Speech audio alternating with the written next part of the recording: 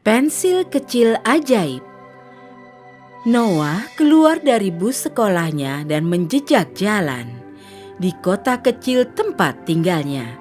Ia tidak pernah menduga ini akan jadi hari teraneh dalam hidupnya. Ia sedang berjalan di trotoar perempatan saat ia melihat seorang pria tua gemetar kedinginan dan tampak kelaparan dan meminta-minta makanan dengan sopan. Tolong aku, sudah 2 hari belum makan.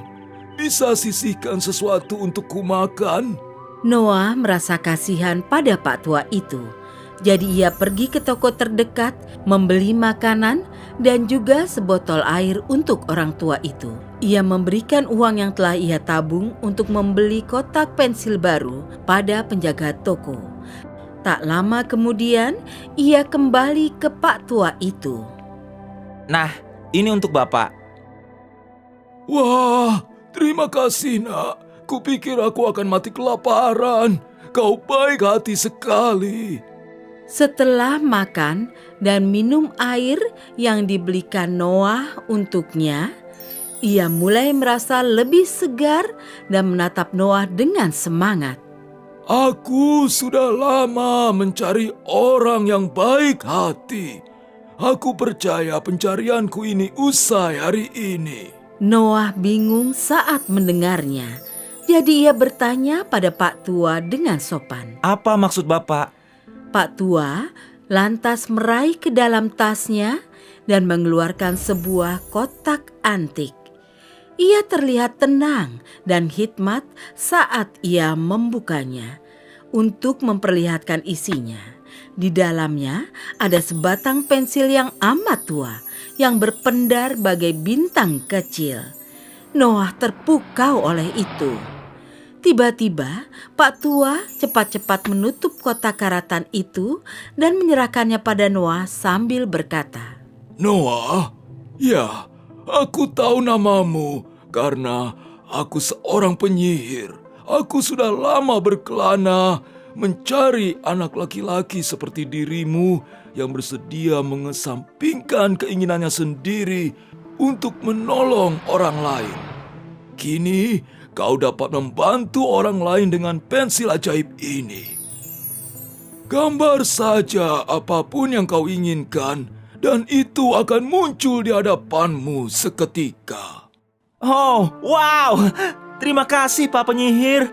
Kini aku dapat menolong orang-orang yang membutuhkannya kapanpun aku mau. Ini hebat. Terima kasih banyak. Ingat saja 2 hal ini. Jangan beritahukan rahasia ini pada siapapun. Kalau tidak, mereka mungkin akan merampas itu. Dan yang kedua, kalau kau butuh aku, kau tinggal menggambar diriku. Dan aku akan hadir dalam sekejap. Jangan khawatir, aku akan ingat pesan Bapak.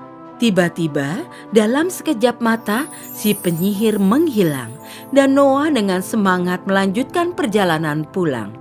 Noah tak sabar lagi ingin mencoba pensil ajaibnya. Jadi ia menggambar kue dan kue itu muncul seketika di depannya di atas piring perak. Keesokan harinya ia mulai menolong setiap orang yang dilihatnya yang membutuhkan sesuatu. Ia sedang berjalan saat ia melihat petugas bel yang kelelahan dari hotel. Mencoba tapi gagal mengangkut koper berbentuk aneh dan amat berat. Jadi untuk menolong si pria muda itu, Noah menggambar sebuah kereta bagasi untuknya untuk meringankan beban beratnya itu. Lalu ia melihat seorang gadis kecil yang bertelanjang kaki dan tak seorang pun peduli. Tapi Noah iya, dan ia menggambar sekeranjang makanan, juga sandal yang nyaman untuknya. Lalu ia melihat sekelompok gelandangan menggigil di jalanan yang keras dan dingin. Jadi ia menggambar rumah-rumah kecil tapi indah untuk mereka tinggali. Begitulah cara Noah menolong orang-orang di sekitarnya. Suatu hari, saat ia menolong seorang pria miskin, si wali kota yang egois dan serakah melihat anak yang baik hati dan suka menolong itu. Si wali kota juga melihat cara Noah memunculkan semua benda-benda itu dengan pensil sederhana tapi ajaib. Keesokan harinya, si wali kota memerintahkan polisi untuk menangkap Noah karena menggunakan sihir secara ilegal untuk kaum papa. Karena ia baru membuat peraturan bahwa sihir hanya bisa digunakan untuk orang-orang kaya saja. Polisi menemukan Noah menggunakan pensil ajaibnya. Disaksikan semua orang, dia membantu orang-orang yang kurang beruntung. Mereka menangkap Noah di tempat dan menggiringnya ke hadapan wali kota yang berkata, Noah, kulihat kau menolong orang-orang sakit, kelaparan, gelandangan, dan miskin. Kini kau harus menolongku. Gambar untukku yang kuinginkan. Pohon yang menghasilkan buah-buah dari emas murni. Pak, dengan segala hormat, saya hanya menolong orang-orang miskin dan berkebutuhan. Dan Bapak tidak miskin ataupun berkebutuhan.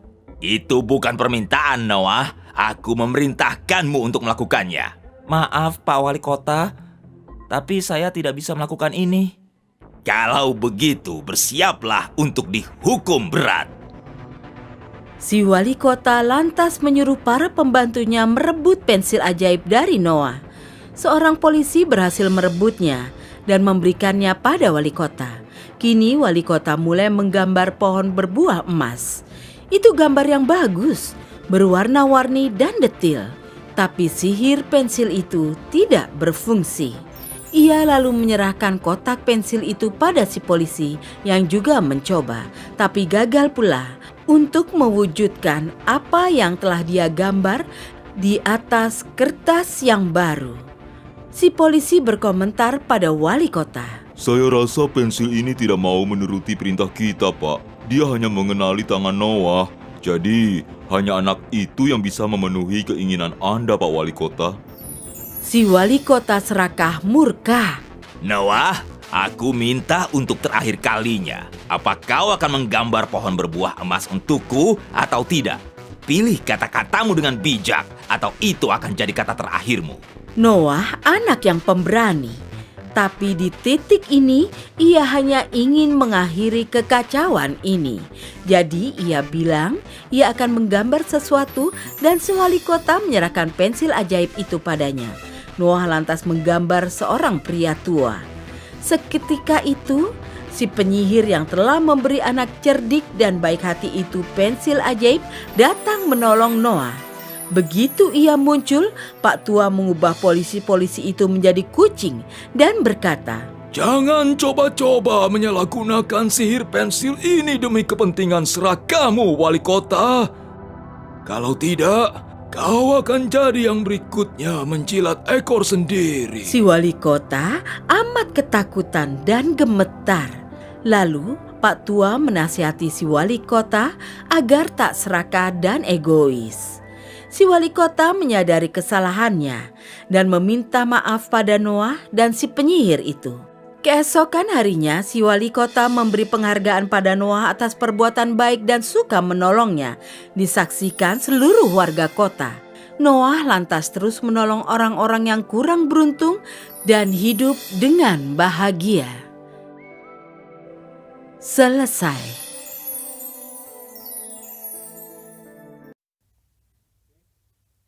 Katak ajaib. Seorang wanita tua pernah tinggal di suatu desa. Ia memiliki anak perempuan yang amat cantik. Anak perempuannya itu terlalu suka buah ceri sehingga ia tak bisa makan apapun yang lainnya. Makan siang atau malam, ia hanya ingin makan buah ceri saja.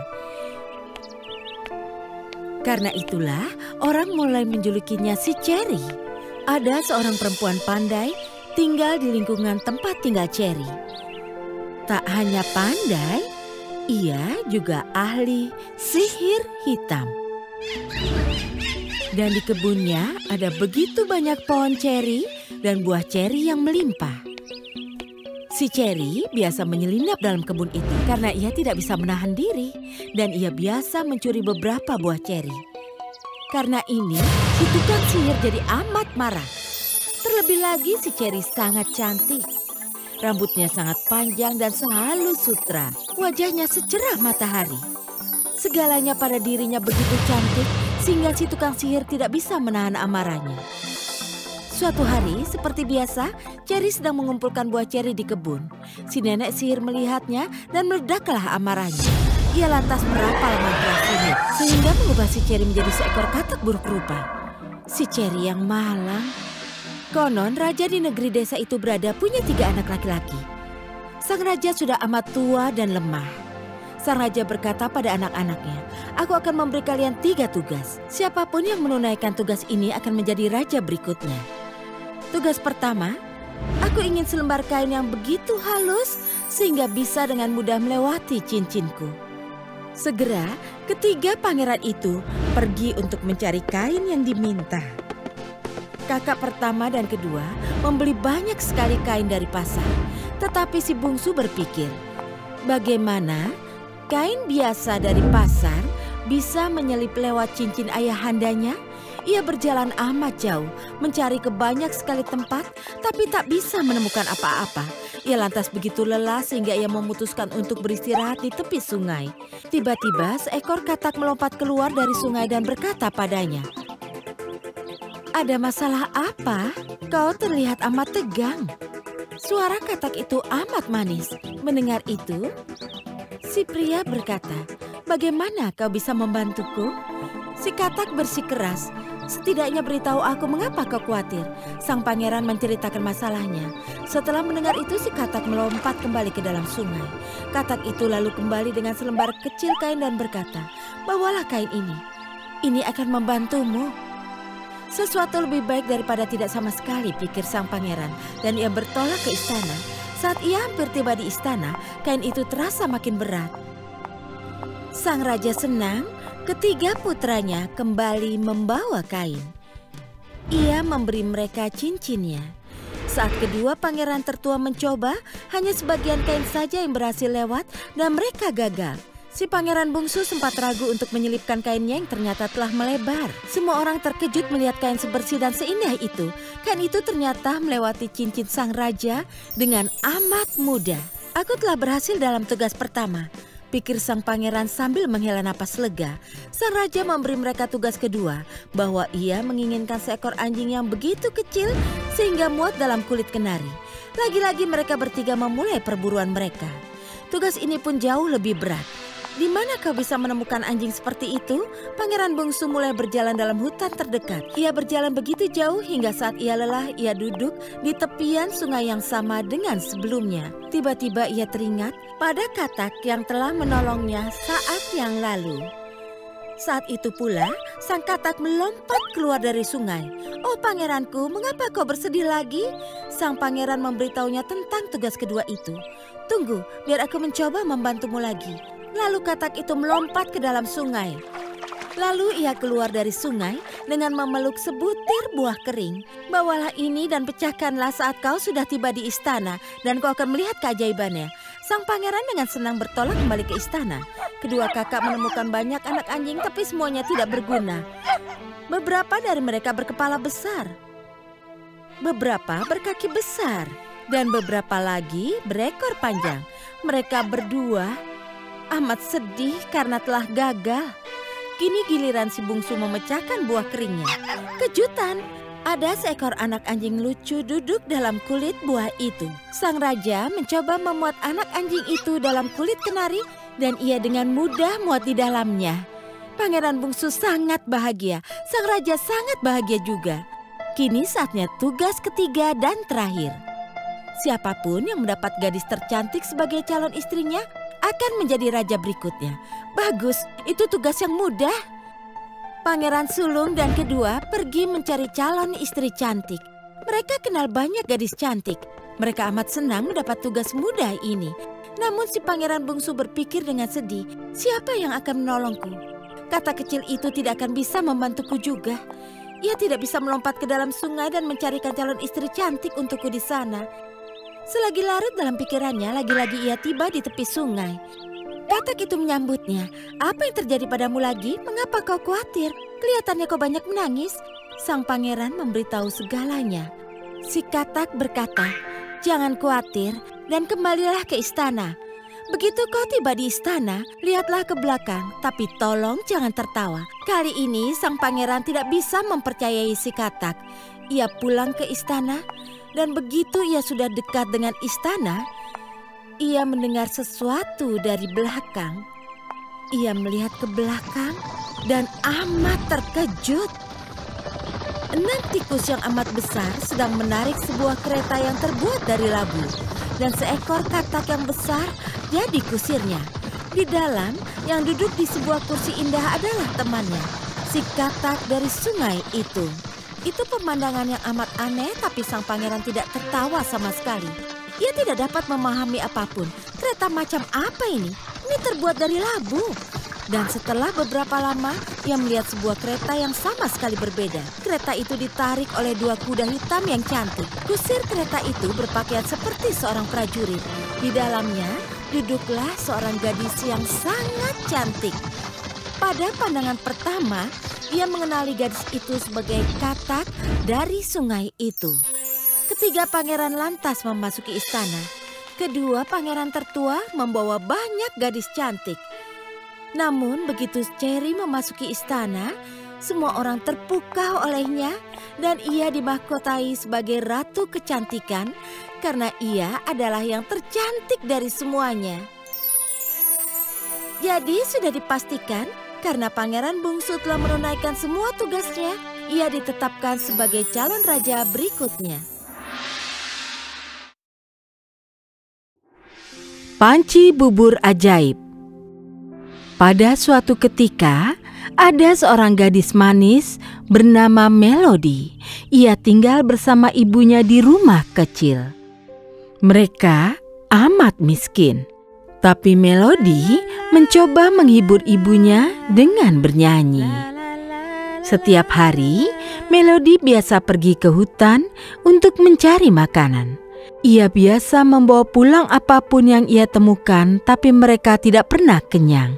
Suatu hari, sedih karena miskin, Melody meninggalkan rumah dan pergi ke hutan mencari makanan. Tidak peduli sejauh apapun ia mencari, ia tidak menemukan apa-apa. Akhirnya, Melody tidak tahan lagi. Ia duduk di batu dan mulai menangis. Sambil menangis, ia bernyanyi lagu sedih dengan suara sangat merdu. Mendengar suaranya, satu peri hutan muncul dan berkata, "Apa yang terjadi? Mengapa kau menangis? Dan kau sedang apa sendirian di hutan?" "Aku sedang mencari makanan untuk aku dan ibuku. Kami amat miskin dan juga lapar," kata Melody dengan wajah sedih. "Jangan takut," kata si peri. Dan dengan tongkat sihirnya, ia mengubah batu kerikil menjadi panci yang sangat besar. Melody terpukau melihat sihir itu. "Bawa pulang panci ini dan keluargamu tidak akan pernah lapar lagi." "Bukannya tidak sopan, tapi apa bagusnya panci kosong kalau tidak ada makanan di situ?" kata Melody dengan nada kecewa. Si peri menjawab, "Ini panci ajaib.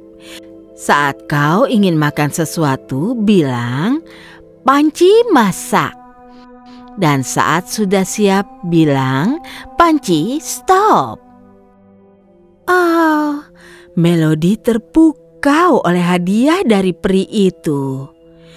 Dan dengan hormat, ia bertanya, "Ibu peri yang budiman, kata-kata tidak cukup untuk berterima kasih. Katakanlah apa yang bisa kulakukan untuk balasan." "Aku tidak ingin balas budi, tapi kalau kau mau, kau boleh menyanyi 1 lagu setiap hari." Sebelum Melody bisa bertanya lagi, peri hutan menghilang.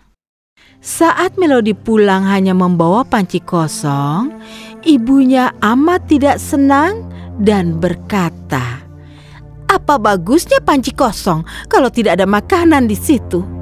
Melody mengangkat panci ke meja dan berkata, "Panci, masak!" Tidak terjadi apa-apa. Melody tampak khawatir, tapi panci itu mulai bergetar dan berdesis. Uap membumbung dan tampaklah bubur terlezat yang pernah mereka lihat seumur hidup mereka. Ibu Melody baru paham panci itu panci ajaib. Ia begitu lapar hingga ia tidak bisa menahan diri dan menciduk bubur itu dengan tangannya. Ia terbuai rasa bubur itu hingga tidak memperhatikan perintah Melody yang lainnya. "Panci, stop!" Mereka makan sampai panci itu kosong dan perut mereka kenyang sekali. Ibu Melody mengelus perutnya dengan senang. Melody lalu berpikir, "Oh, sudah waktunya aku pergi bernyanyi satu lagu untuk peri hutan." Lalu ia meninggalkan rumah dan pergi ke hutan lagi. Di rumah, ibunya begitu senang. Mereka tidak akan harus khawatir tentang makanan lagi. Ia mengumpulkan semua panci lamanya dan membuang semuanya untuk memberi ruang pada yang baru. Ia menggosok dan menepuk panci baru itu. Kerja keras itu membuatnya lapar lagi. "Panci, masak!" perintahnya. Dan langsung dari dalam panci lebih banyak bubur lezat membumbung. Tidak mau repot mengambil mangkuk, ia makan langsung dari panci itu. Lezat! Tapi secepat ia makan, panci itu terus makin penuh sampai ke tepi atasnya. Astaga, bagaimana cara Melody membuat panci berhenti? "Panci, cukup!" Tapi bubur tetap meluap. "Panci, sudah banyak, sudah banyak!" Tapi buburnya malah tumpah di atas meja. "Benar, sudah cukup!" Bubur tumpah di lantai. Ibu Melody mulai panik. "Berhenti! Selesai! Tidak mau lagi!" Ia memerintahkan.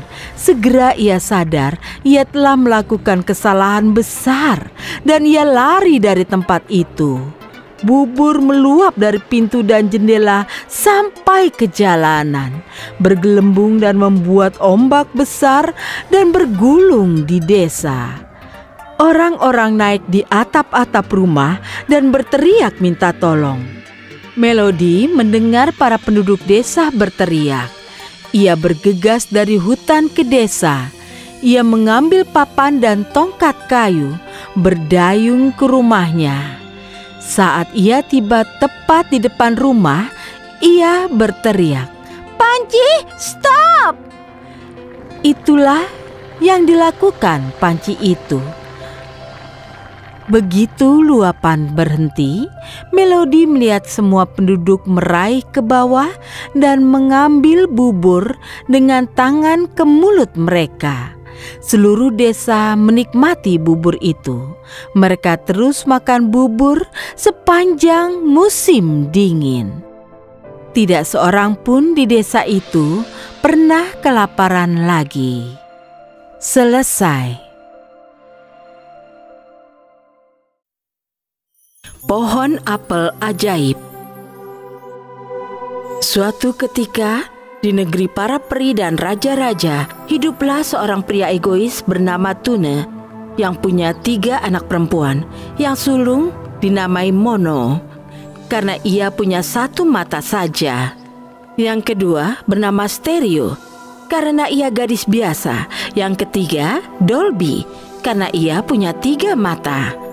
Tapi karena si putri tengah bertampang biasa-biasa saja, ia diremehkan oleh saudari-saudarinya dan dibenci oleh ayahnya. Mereka memberinya pakaian kasar dan tak ada makanan kecuali sisa mereka. Sesekali, Stereo harus pergi ke hutan untuk mengembalakan kambing-kambing mereka. Dan ia jadi amat kelaparan karena saudari-saudarinya hanya memberinya sedikit makanan pagi tadi. Ia duduk di atas bukit dan menangis. Lalu datanglah peri baik dan berkata, "Mengapa kau menangis, Stereo?" "Karena aku punya 2 mata seperti orang biasa. Karena itulah ayah dan saudari-saudariku tak suka padaku dan nyaris tak memberiku makan. Hari ini mereka telah memberiku amat sedikit, jadi aku masih lapar. Aku akan mengubah kambingmu menjadi kambing ajaib. Lalu setiap kali kau berkata pada kambing kecilmu, 'Kambing kecil, berilah aku irama, beri makanan yang bisa kucerna.' Dan segera si kambing akan mulai menari dan sebuah meja penuh makanan lezat akan muncul di hadapanmu, yang mana kau bisa makan sebanyak yang kau mau. Dan saat kau sudah puas, kau harus bilang, 'Kambing kecil, berhentilah. Perutku kenyang, cukuplah.'" Dengan kata-kata itu, si peri pergi dan Stereo bernyanyi, "Kambing kecil, beri aku irama, beri makanan yang bisa kucerna." Dan segera si kambing hitam mulai menari dan sebuah meja penuh makanan lezat nan langka muncul. Stereo mulai makan dan saat ia selesai, ia berkata, "Kambing kecil, berhentilah, perutku kenyang, cukuplah." Dan segalanya cepat lenyap. Saat malam tiba, ia pulang dengan kambing-kambingnya dan menemukan piring yang ditinggalkan saudari-saudarinya penuh dengan makanan sisa. Ia tidak menyentuhnya. Kali pertama dan kedua ia melakukan ini, para saudari tak curiga. Tapi saat ia melakukan yang sama lagi di pagi ketiga, mereka jadi curiga dan berkata, "Ada yang tidak beres dengan Stereo, karena ia telah meninggalkan makanannya 2 kali dan tak menyentuh apapun yang ditinggalkan untuknya. Ia pasti sudah menemukan cara hidup lain." Jadi mereka bertekad agar Mono harus pergi bersama si gadis saat ia membimbing kambing ke padang dan memperhatikan apa yang terjadi, dan melihat apa ada orang yang membawakan makanan atau minuman. Saat Stereo baru akan berangkat, Mono berkata ia akan pergi bersamanya untuk melihat apakah ia menjaga kambing dengan baik. Tapi Stereo sudah menebak niat kakaknya, dan sambil menggembala kambing ke tempat rumput terbaik, dia berkata, "Mari duduk dan aku akan bernyanyi untukmu." Jadi Mono duduk.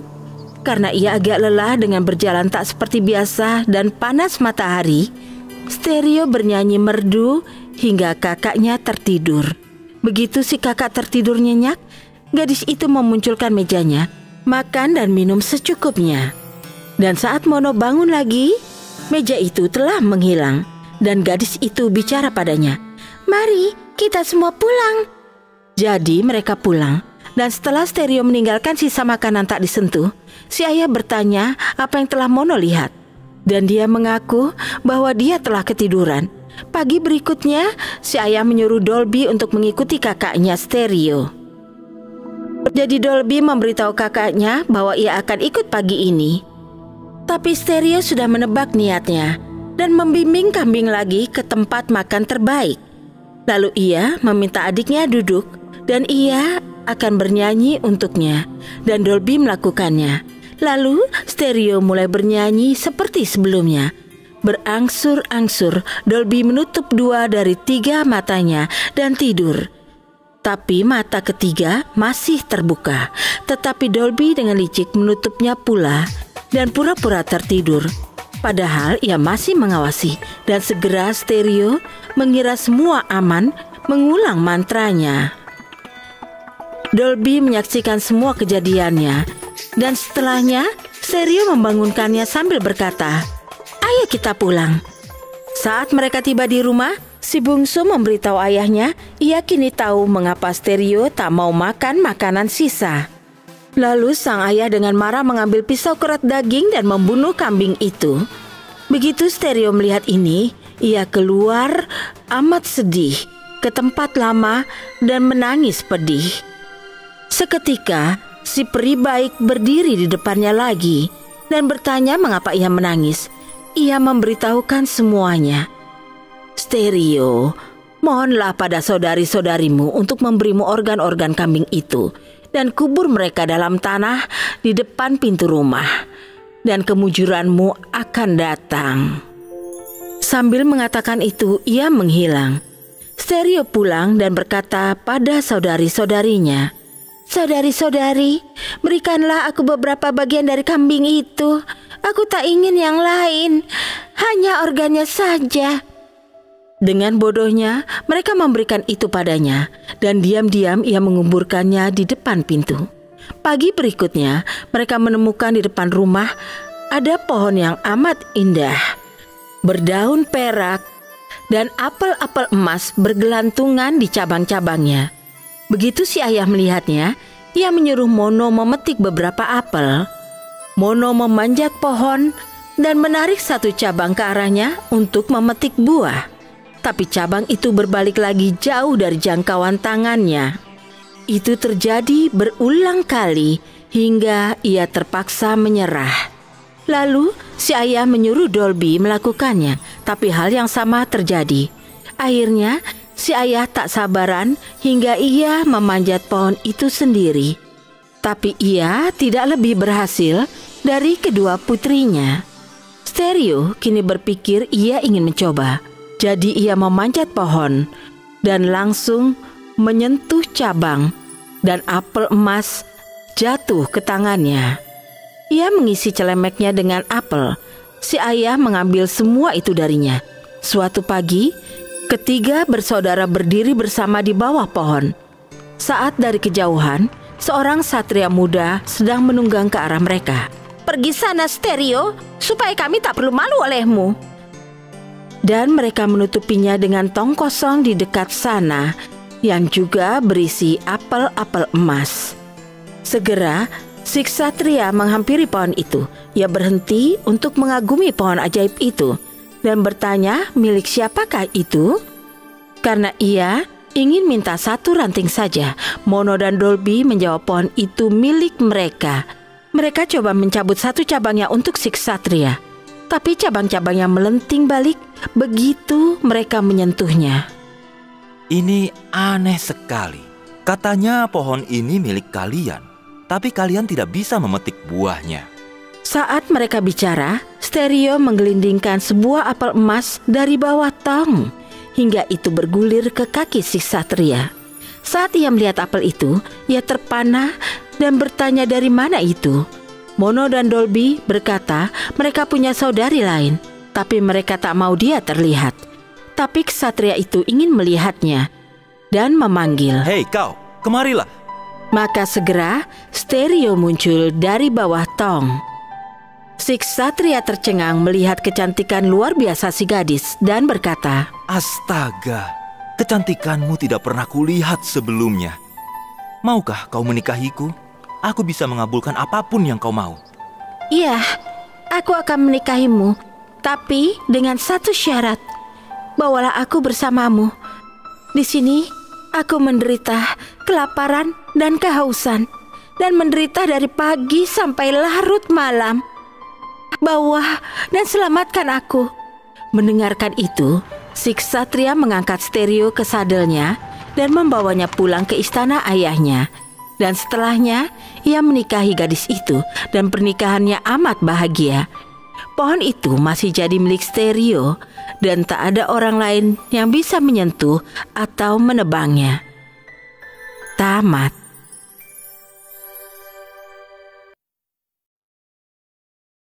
Cincin ajaib.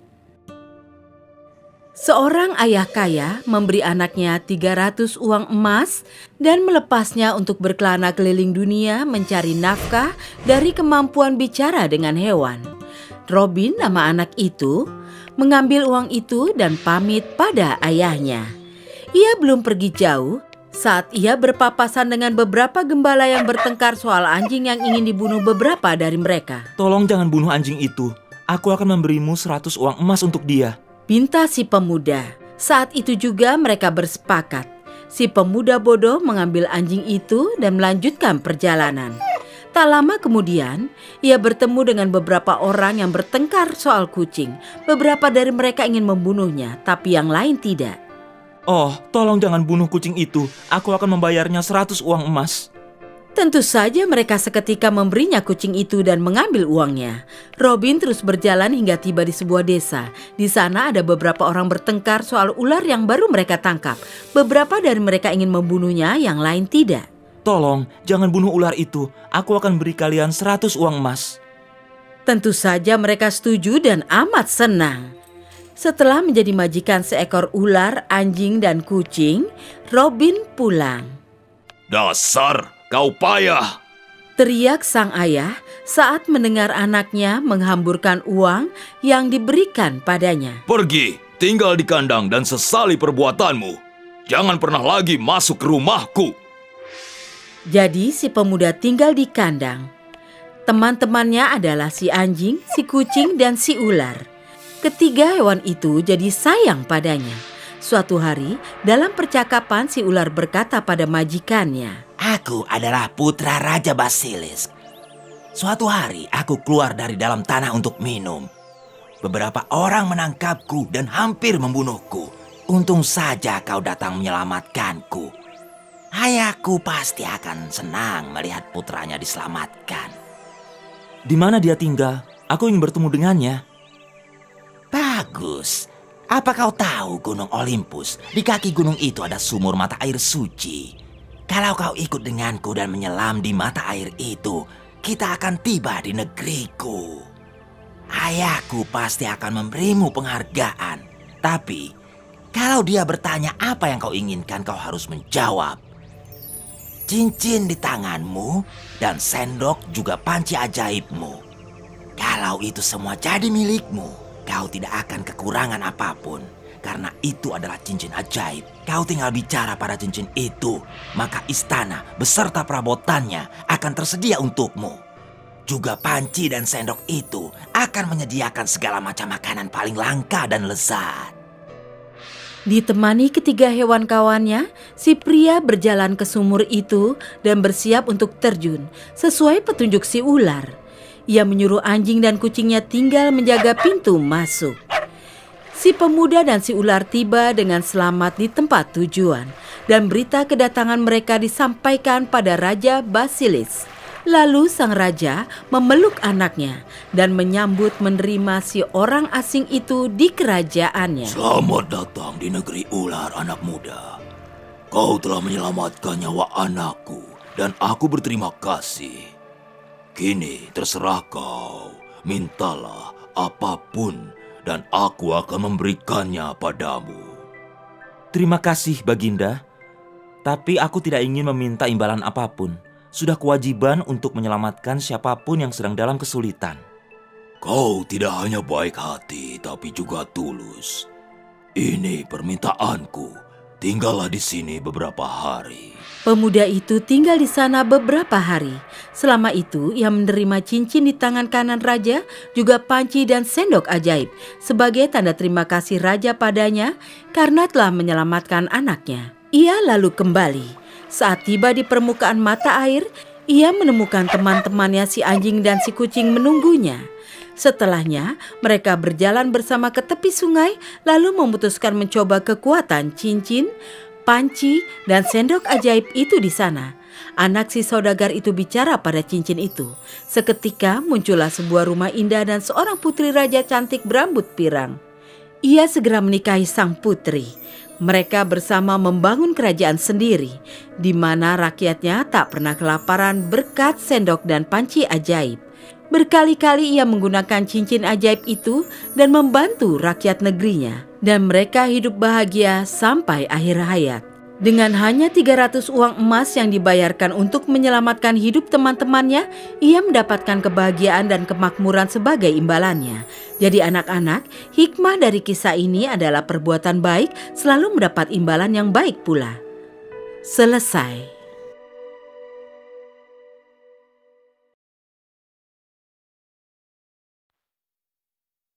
Rusa ajaib. Ada dua bersaudara yang saling menyayangi.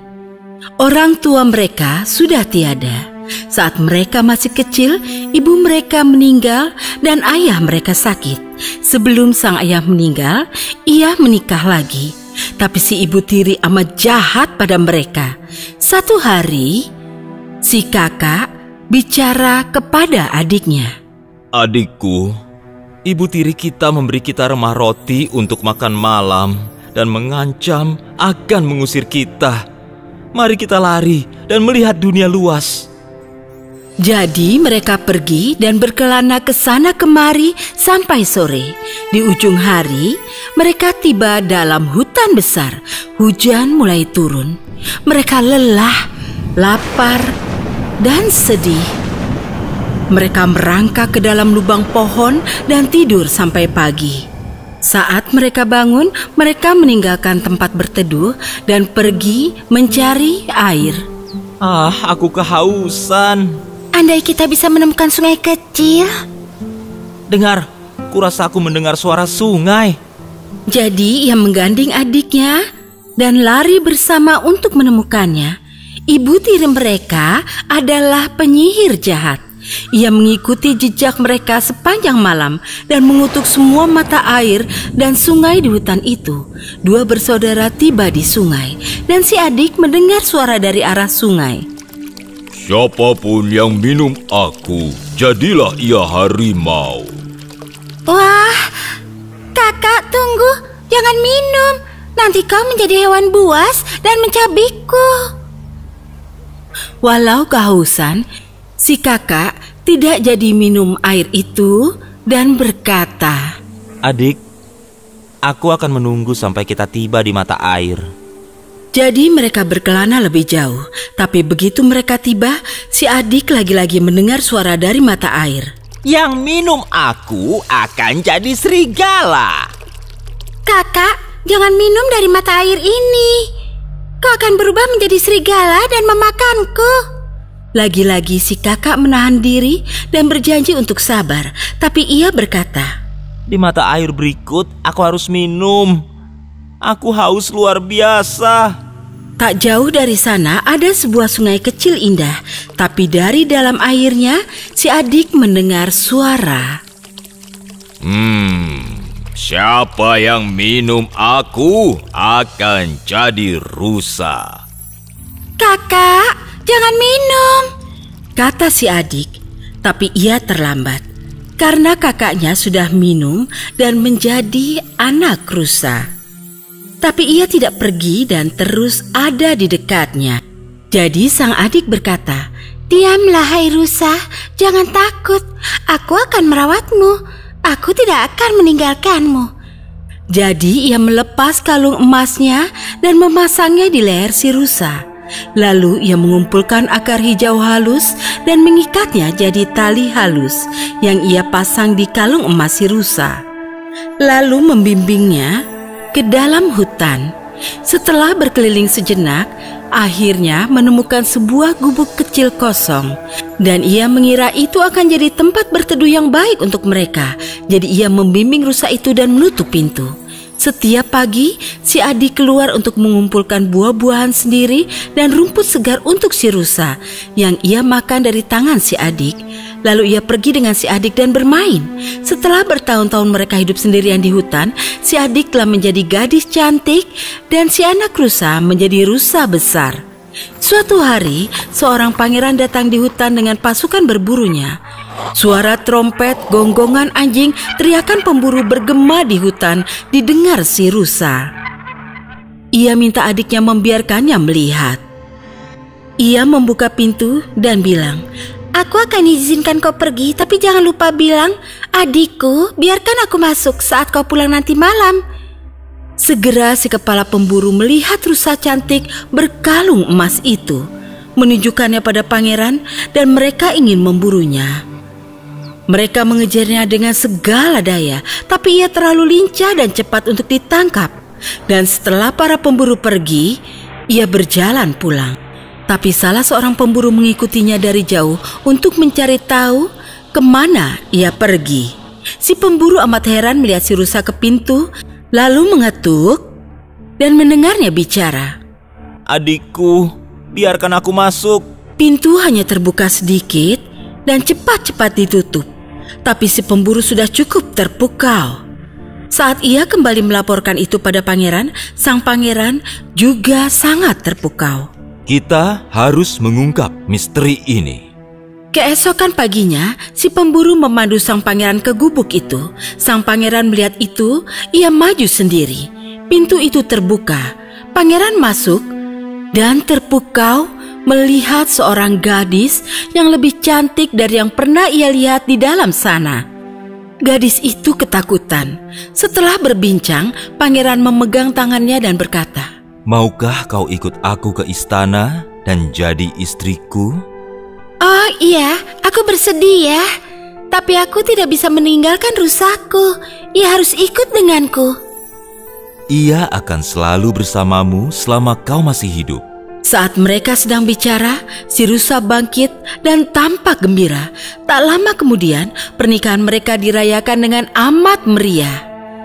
Si ibu tiri jahat yang telah membuat dua bersaudara itu menderita mendengar kebahagiaan mereka.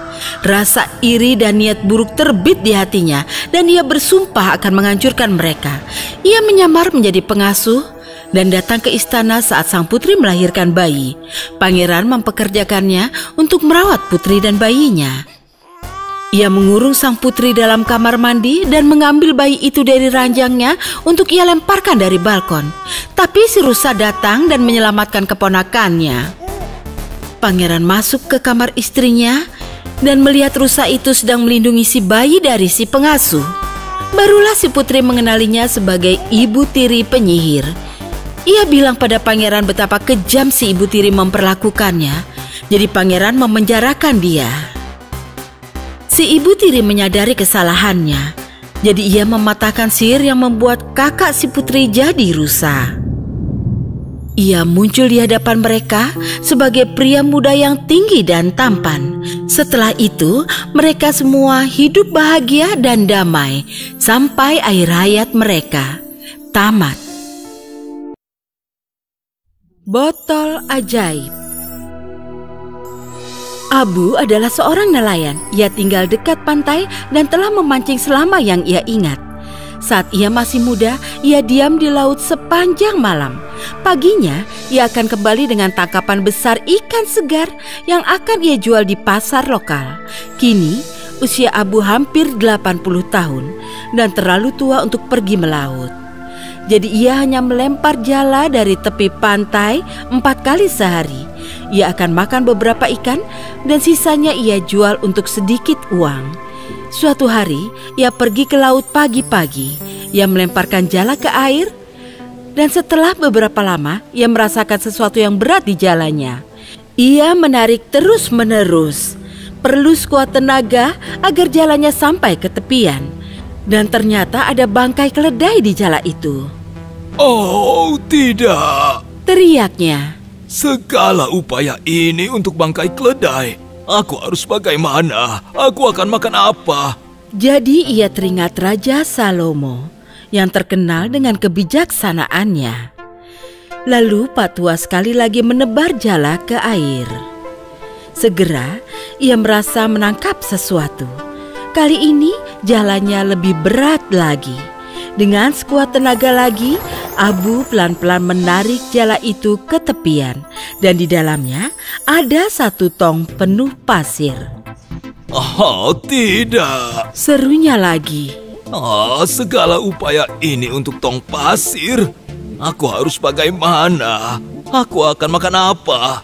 Lagi-lagi ia teringat kebajikan Raja Salomo dan memutuskan untuk terus berjuang. Abu menebar jalannya ke air ketiga kalinya. Kali ini sesuatu yang lebih berat terjerat di jala.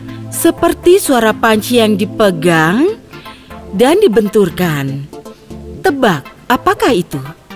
Sekumpulan panci dan wajan. Semuanya berkarat dan tak berguna. Maka Abu menatap langit dan berseru, Ah, mengapa aku begini? Aku hanya kuat menebar jala 4 kali sehari. Dan aku telah melakukannya 3 kali. Kalau aku tidak menangkap ikan di kali keempat, Aku akan mati kelaparan hari ini. Mengapa aku malah menangkap semua rongsokan ini? Sambil menggumamkan doa, Abu melemparkan jalannya 1 kali terakhir. Kali ini, sesuatu yang lebih berat lagi terjerat di jala. Abu harus berjalan ke kedalaman air untuk menarik jala itu. Ia melihat itu adalah sebuah botol kuningan. Kali ini, Abu merasa senang. Walaupun ia tidak menangkap ikan, botol kuningan itu tampak utuh. Mungkin ia bisa menjualnya untuk uang emas dan membeli cukup makanan sampai bulan depan. Tapi ia melihat ada segel timah di botol itu. Dan saat melihat seksama, Abu sadar bahwa segel itu milik Raja Salomo. Ia kini amat ingin tahu ada apa dalam botol itu. Ia membuka segel itu dengan pisau. Begitu segel terbuka, sesosok makhluk gaib raksasa keluar dari botol. Ia tumbuh setinggi 100 kaki dengan raungan keras. Abu ketakutan hingga berteriak. Makhluk itu melihat Abu dan menyusut hingga 10 kali. Jadi ia bisa bicara dengan Abu. Nelayan, kaukah yang membebaskanku? Serunya. Aku, ya Pak Jin, namaku Abu. Abu, nama yang bagus, kata jin itu sambil tersenyum. Aku telah lama terkurung dalam botol itu. Terima kasih nelayan Abu. Nah, katakan, bagaimana cara kau ingin mati? Mati, tapi aku membebaskanmu. Mengapa kau ingin membunuhku? Aku dikurung dalam botol itu oleh Raja Salomo. Tapi Salomo memerintah negeri ini hampir 2000 tahun yang lalu. Ya, persisnya 1800 tahun lalu. Aku memberontak terhadapnya. Salomo mengalahkanku dan mengurungku dalam botol. Lalu, dia menyuruh botol ini dilempar ke laut. Aku menyesali kesalahanku sejak itu. Tapi itu artinya aku telah membebaskanmu dari penjara. Mengapa kau ingin membunuhku? 1000 tahun pertama aku berharap seseorang akan membebaskanku. Aku bersumpah akan memberikan orang itu kekayaan. Tapi tidak seorang pun datang. Lalu karena marah aku bersumpah akan membunuh orang yang membebaskanku. Tapi orang itu kuizinkan memilih cara untuk mati. Jadi, apa cara yang kau pilih untuk mati? Abu kembali memikirkan kebijaksanaan Raja Salomo. Lalu ide cerdiknya terbit. Jadi, Jin, kau mengaku Salomo mengurungmu ke dalam botol itu. Tapi aku tidak percaya padamu. Apa? Seru si jin. Suaranya menggelegar bagai guntur. Kau begitu tinggi, tanganmu seperti batang pohon. Mustahil kau muat dalam botol kecil itu. Aku tidak peduli kalau aku mati, tapi aku tidak mau dibunuh oleh pembohong. Dasar nelayan rendah. Aku mungkin jahat, kejam, dan membuat sumpah bodoh. Tapi aku tidak pernah berbohong seumur hidup. Jadi, buktikanlah, kata Abu. Si jin mengibaskan tangannya. Ia berubah jadi asap dan perlahan memasuki botol. Dan dari dalam sana ia berseru. Kau sudah lihat kan? Aku bisa muat dalam botol ini. Abu cepat-cepat memungut segel timah dan mengurung jin itu dalam botol lagi. Jin itu berusaha keras untuk keluar, tapi ia tidak bisa merusak segelnya. Lalu jin itu meraung. Tapi ia menenangkan diri dan bicara dengan licik. Kau menipuku. Aku menyerah. Kau terlalu cerdik untukku, Abu. Ini aku ingin keluar dari botol ini dan bersumpah akan membuatmu jadi muda lagi. Bagus kan? Ini bebaskan aku, Abu. Hadiahmu menantimu. Abu mendengarkan dengan tenang dan dengan senyum cerdik. Ia berkata, Kau pikir aku ini bodoh? Aku telah hidup dengan baik dan tak butuh apapun lagi. Mungkin aku tua, tapi tak sebodoh itu membebaskanmu lagi. Selamat tinggal. Oh, tunggu. Biar ku tawarkan yang lain untukmu. Abu melemparkan botol itu kembali ke dalam laut dan bersyukur nyawanya selamat. Tamat.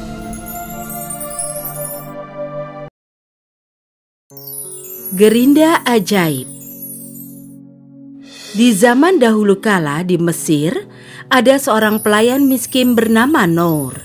Ia bekerja pada majikan serakah bernama Anubis. Saat ia duduk di tempat teduh sepanjang hari, Nur dan para keponakannya bekerja di kebunnya. Nur memetik buah-buahan dan sayur mayur, sementara Ra dan Set mencabut dan memotongi ilalang. Di penghujung tiap hari, mereka membawa keranjang berisi makanan itu pada Tuan Anubis, dan ia akan menaruh keranjang berat itu di timbangan. Boleh juga. Tapi tiap kali Nur meminta upahnya, ia selalu berseru, Kembali saja besok. jadi Nur tidak punya uang. Tanpa uang, ia tidak bisa membeli makanan untuk para keponakannya. Suatu hari ia membuka lemari dan lemarinya itu kosong. Aku akan pergi meminta makanan pada Tuan Anubis. Nur mendatangi langsung rumah tuannya. Ia sendiri yang menyambut di pintu, bukan salah seorang pelayannya. Kau mau apa? Aku sangat sibuk. Nur mengintip ke ruang makanannya. Saat ia melihat makanan lezat, ia makin kelaparan. Aku hanya ingin sedikit makanan. Keponakan-keponakanku lapar. Makanan? Aku tidak punya cukup untuk diriku sendiri. Ia berbohong. Pergi sana. Nur yang malang, pergilah dia tanpa makanan untuk dirinya atau para keponakannya. Di perjalanan pulang, Nur harus melewati sebuah gua. Tiba-tiba ia mendengar suara erangan aneh. Itu berasal dari dalam gua. Apa itu ya? Kedengarannya ada yang terluka. Itu adalah seekor serpopard yang terjepit di bawah batu dan berteriak keras kesakitan. Semula Nur ketakutan. Tapi setelah mendengar teriakan minta tolongnya, ia merasa kasihan dan tak takut lagi. Jadi ia berseru pada si serpopard. Apa yang bisa kulakukan untuk menolongmu? Batu-batu ini terlalu berat untuk kuangkat. Serpopard itu menunjukkan ke arah rak di sudut. Itu penuh dengan harta karun yang indah. Turunkan gerinda emas itu dan bawa kepadaku. Noor menyerahkan gerinda itu padanya. Lihat dan dengarkan. Ia mulai memutar gagangnya. Saat memutar, ia berkata, Gerinda emas, tolonglah aku. Kau tahu apa yang kubutuhkan. Begitu ia mengucapkan mantra itu, sebuah sekop berdiri di sampingnya. Lantas sekop itu mulai menggali dengan sendirinya, mengangkat batu berat itu.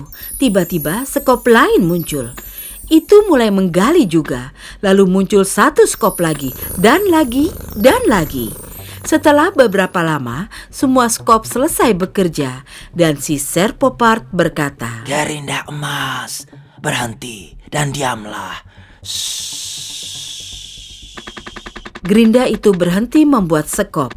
Akhirnya, si serpopard kembali bebas. Karena kau telah menolongku, aku akan memberimu gerinda ajaib ini. Sebut saja mantranya, dan dia akan memberimu apapun yang kau inginkan. Oh, terima kasih. Si serpopard melambai pada Nur. Jangan lupa mantra untuk membuat gerinda itu berhenti. Dia tidak akan berhenti hingga kau mengucapkan persis kata-kata itu. Aku tak akan lupa itu. Maka larilah dia untuk menunjukkan pada para keponakannya gerinda ajaib itu. Saat para keponakannya melihat gerinda itu, mereka tak terlalu senang. Mana makanan kita, Bibi Nur? Kita akan dapat makanan. Dengar, Nur mulai memutar gagangnya. Gerinda emas, tolonglah aku. Kau tahu apa yang kubutuhkan. Tiba-tiba meja itu dipenuhi makanan. Ada ayam kalkun dan ham, kentang rebus, kacang polong dan wortel, buah, keju, susu dan roti. Lalu Nur berkata, Gerinda emas, berhenti dan diamlah. Gerinda itu berhenti membuat makanan. Lalu Ra berseru, Bibi, ayo kita minta pakaian baru.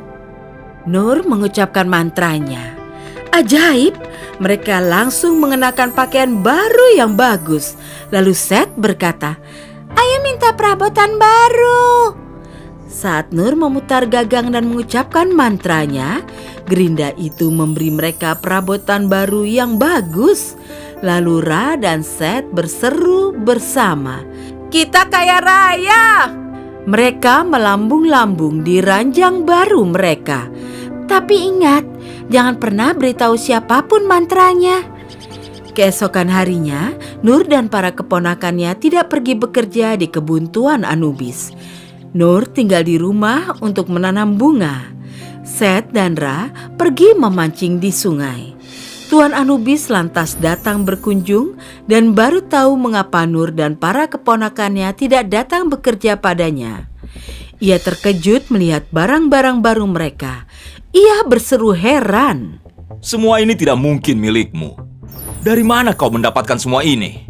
Ini rahasia, aku tak bisa memberitahumu. Kalau kau tidak memberitahuku, aku akan melapor pada raja. Dia akan memenjarakanmu karena mencuri. Nur memperlihatkan gerinda itu padanya. Aku tidak mencuri apapun. Gerinda itulah yang memberiku apapun yang kuinginkan. Tuan Anubis merebut itu darinya. Biar ku amankan ini untukmu. Lalu ia langsung lari ke rumah. Ia menaruhnya dan memutar gagangnya sambil berkata, Aku ingin emas. Tak terjadi apa-apa. Lalu ia berteriak marah. Aku ingin emas sekarang juga. Tetap saja tak terjadi apa-apa. Lalu ia berkata, Aku akan mencari tahu cara membuat itu mematuhiku. Pergilah ia mencari keponakan-keponakan Nur. Anubis kini tahu kenapa mereka tidak lagi datang ke tempatnya. Nur menghabiskan waktunya di kebun. Seth dan Ra pergi memancing. Karena Gerinda bisa memenuhi segala keinginannya dan mereka bisa hidup dengan bahagia. Dia menemui Ra dan Seth yang sedang memancing di sungai. Teman-teman, ku dengar kalian punya Gerinda yang memberi kalian apapun yang kalian mau. Katakan bagaimana cara kerja Gerinda itu? Mudah sekali, kau tinggal berkata, Gerinda emas, tolonglah aku. Kau tahu apa yang kubutuhkan dan keluarlah apapun yang kau inginkan. Seth cepat-cepat menyenggol kakaknya. Ia berbisik, itu rahasia. Ra tidak berkata apa-apa lagi. Sangat menarik. Kini Anubis tahu cara kerja Gerinda itu. Ia lari ke arah kapalnya, meninggalkan desa itu supaya tak seorang pun bisa mencuri Gerinda ajaibnya. Ia tak sabar ingin mencoba lagi. Jadi ia mulai memutar gagangnya ke dalam laut. Aku harus mengetesnya dulu. Untuk sekarang, aku akan minta sedikit garam. Dengan suara paling serakah ia berkata, Gerinda emas, tolonglah aku. Kau tahu apa yang kubutuhkan. Pastinya Gerinda itu mulai membuat garam. Lalu makin banyak garam dibuat sehingga kapalnya penuh garam dan jadi amat berat. Jadi ia berteriak, Berhenti! Berhenti Gerinda! Hei, hentikan! Tapi ia tidak tahu mantranya. Jadi Gerinda itu tidak berhenti. Segera kapal itu mulai tenggelam karena terlalu berat. Akhirnya kapal itu dan Anubis tenggelam dalam air. Tapi tahukah kalian anak-anak? Gerinda ajaib itu masih terus membuat garam.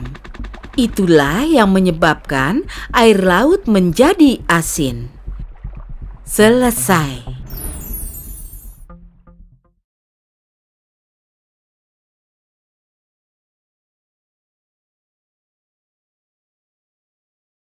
Bel ajaib. Pada suatu ketika, di sebuah desa kecil, tinggallah seorang anak laki-laki miskin bernama Pooh. Ia tinggal bersama ibunya dan adik laki-lakinya di sebuah gubuk kecil yang berdiri tepat di tengah desa. Untuk menghidupi keluarga, ia mengembalakan ternak bersama beberapa temannya dekat pegunungan.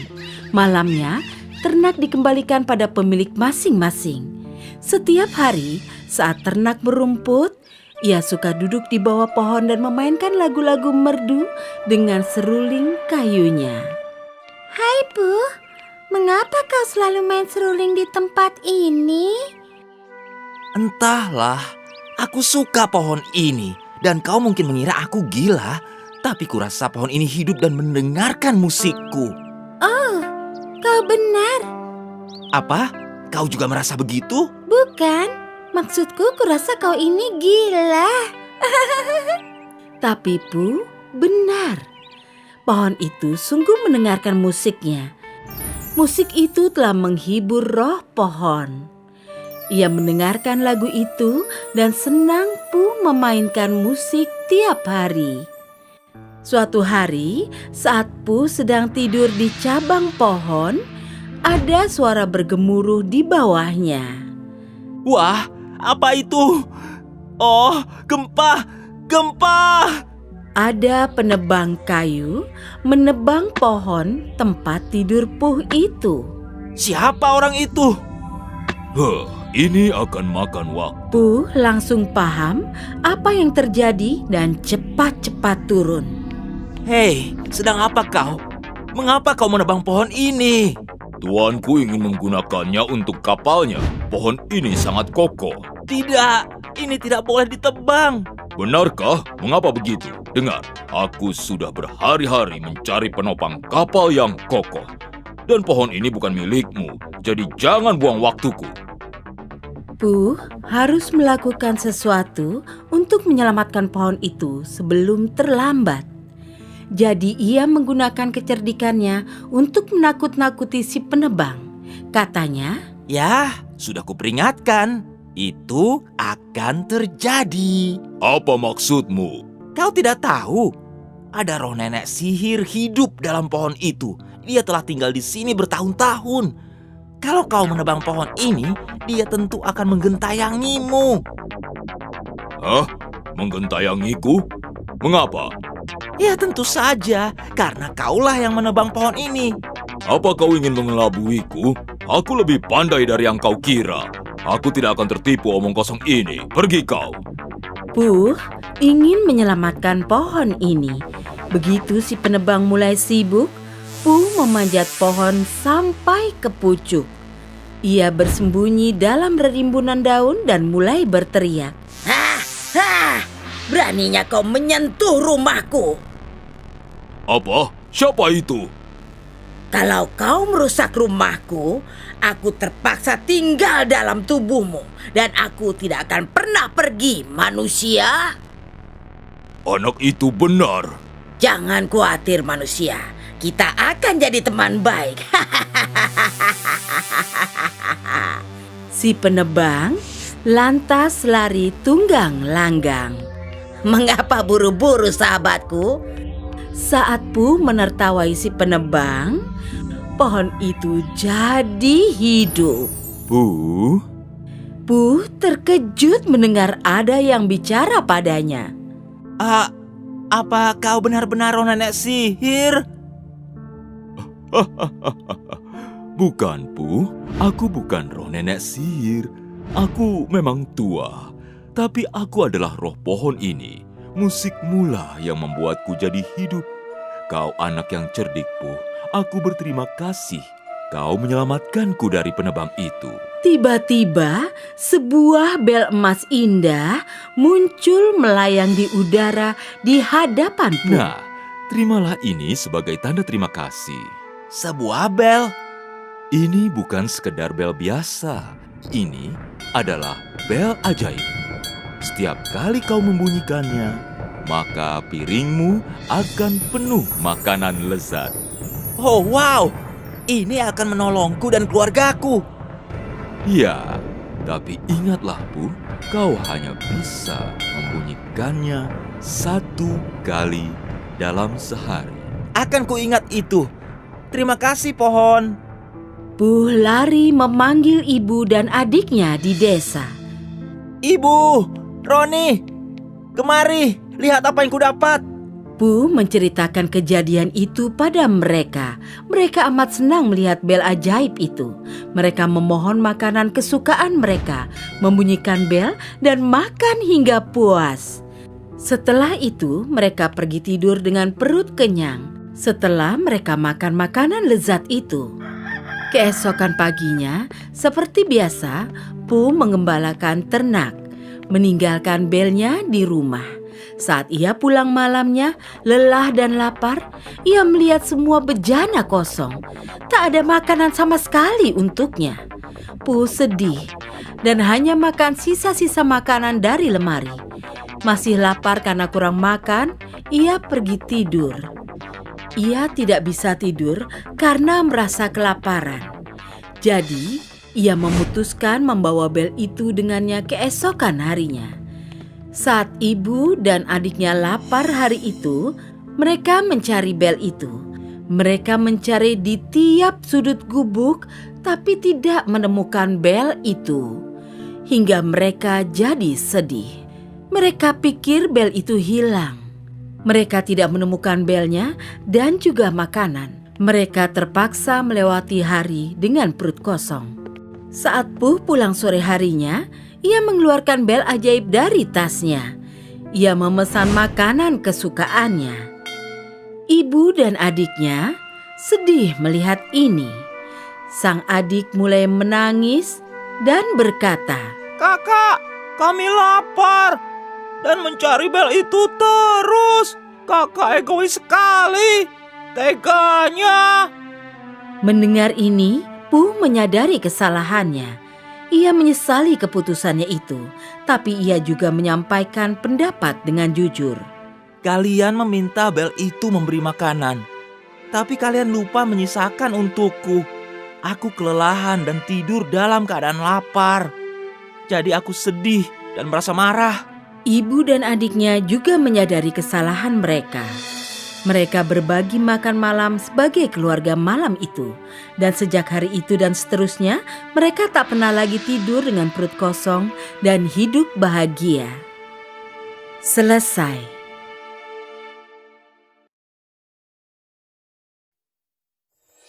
Putri Mawar dan Burung Emas. Zaman dahulu kala, di negeri yang sangat jauh, hiduplah seorang putri cantik. Rambut merahnya panjang dan dia suka mawar. Hingga ia dijuluki Putri Mawar. Tiap sore, Putri Mawar pergi ke balkon dan bertepuk tangan. Seekor burung emas akan datang dan bertengger di pundaknya. Ajaib! Rambut sang putri raja mulai berkilau, berwarna merah dengan sangat indah. Saat si burung mulai berkicau merdu, Putri Mawar ikut bernyanyi. Dan semua warga negeri akan tertidur dan mimpi indah sampai esok paginya. Ini berlangsung tiap malam selama beberapa tahun. Saat matahari terbenam, Putri Mawar dan burung emas bernyanyi agar semua orang tidur dan mimpi indah hingga esok paginya. Sampai suatu hari hal buruk terjadi. Seorang nenek sihir tahu tentang Putri Mawar dan berniat mengutuknya. Budinat basket from Bright Totin, warna mawar buram. Dan rambut Putri Mawar berubah menjadi hitam kelam. Putri Mawar tidak tahu mengapa rambutnya jadi hitam. Tapi seperti biasa, ia pergi ke balkon dan bertepuk tangan. Tapi kali ini saat si burung emas bertengger, rambut Mawar berpendar hitam, bukannya merah. Burung itu berkicau dan Putri Mawar bernyanyi. Namun saat rakyat negeri tidur, ternyata mereka semua bermimpi buruk. Keesokan harinya, Putri yang bersedih bertanya pada burung emas, Katakan burung emas, bagaimana agar mimpi rakyat jadi indah lagi sampai pagi? Rambut hitam dalam air mawar, jawab si burung. Sang putri mengira ini nasihat yang aneh, tapi ia mematuhinya. Karena itu, burung ajaib yang bicara. Ia mengisi sebuah bak dengan air dan menaburkan kelopak mawar di atasnya. Lalu, ia mencelupkan rambutnya ke dalam air mawar dan rambut itu kembali jadi merah. Sore itu, saat burung itu bertengger di bahunya lagi, pendar merah rambutnya menerangi langit malam. Sang putri bernyanyi dan semua orang tidur dan mimpi indah sampai pagi hari. Si nenek sihir amat marah, kutukannya telah patah. Lalu ia memutuskan merapal sihir jahat lagi. Abu dina basket from Brightotin, warna mawar buram. Dan rambut sang putri berubah hitam legam lagi. Namun kali ini, si nenek sihir terbang cepat dengan sapu dan mencuri semua mawar di seluruh negeri. Coba, apa kau bisa patahkan kutukanku? Seringainya marah. Sekali lagi, sang putri bertanya pada burung. Katakanlah burung emas, bagaimana aku bisa membuat mimpi rakyatku indah lagi? Rambut hitam dalam air mawar, kicau si burung. Tapi di mana aku mencari mawar? Rambut hitam dalam air mawar, kicau burung itu dan terbang pergi. Sang putri tak tahu harus bagaimana. Air mata khawatir menitik dari matanya. Dan satu tetes air mata jatuh di tanah di bawah balkon. Saat itu pula ada pangeran muda tampan kebetulan di bawah balkon. Ia mengeluarkan sebuah kotak kecil dan mengeluarkan seutas rambut merah dari dalamnya. Ia berlutut dan menaruh rambut itu di atas air mata sang putri. Keajaiban terjadi. Tiba-tiba rambut merah itu berubah menjadi mawar merah. Pangeran memetik mawar itu dan membawanya pada sang putri. Melihat mawar itu, ia menyeka air matanya dan memetik kelopaknya untuk dicampur di air. Lalu ia mencelupkan rambutnya dan kutukan patah. Semua terpukau. Dan sang raja bertanya pada sang pangeran, "Anak muda, di mana kau temukan rambut merah itu?" Saat sang putri dan aku masih kecil, aku mengambil seutas rambutnya sebagai tanda kesetiaanku padanya. Dan dia juga mengambil seutas rambutku. "Benar, ayah." Sang putri memegang kotak kecil. Ia membukanya dan ada seutas rambut pangeran di dalamnya. Semua orang gembira atas berita ini. Putri Mawar dan pangeran tahu mereka akan menikah. Jadi, dengan warna rambut yang tepat, pangeran melamar sang putri. Si penyihir tahu kutukannya patah lagi. Tapi ternyata niat jahatnya malah mendatangkan kebaikan. Hati jahatnya membengkak oleh kemarahan hingga ia meledak menjadi serpihan kecil. Mawar dari air mata putri terus tumbuh hingga kerajaan itu penuh mawar lagi sekarang. Karena itulah mawar berwarna merah seperti rambut putri mawar. Tiap malam sang pangeran dan putri akan bertemu di balkon dengan burung emas dan bernyanyi supaya semua orang tidur dan bermimpi indah sampai pagi. Tamat.